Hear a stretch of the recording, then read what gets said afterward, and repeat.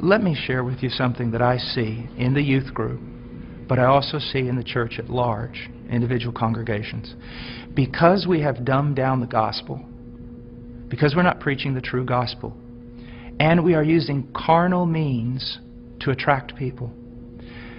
If you use carnal means to attract men, you're going to attract carnal men. And you're going to have to keep using greater carnal means to keep them in the church. So what has happened is this. We have these large churches filled with many unconverted carnal people.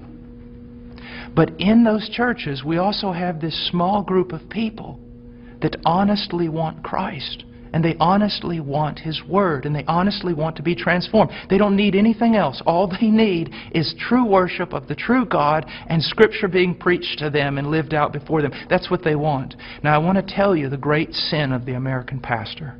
And this has got me in a lot of trouble, but it's true.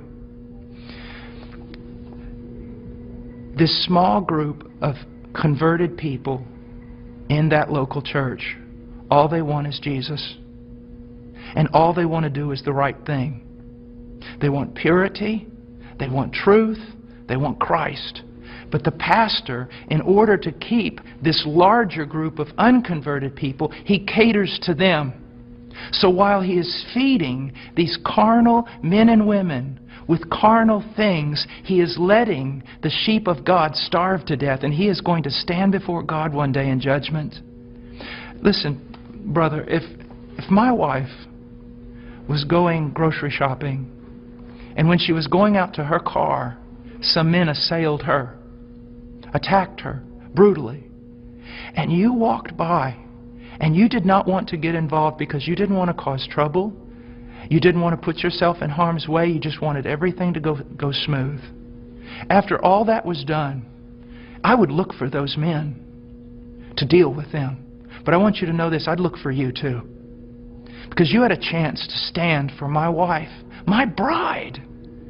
And out of self-preservation or wrong ideas, you did not do it. You're just as much responsible as those men who attacked her. And that's what's happening all throughout America with pastors. It's the bride of Christ. There are sheep in all these churches, many of them, even churches that seem somewhat heretical in places. You'll usually find a group of people who truly want Christ, but the leadership is catering to the carnal and letting the bride of Christ starve to death, impoverished. And that is wrong. And there's going to be judgment for it. And the same thing is happening to the youth.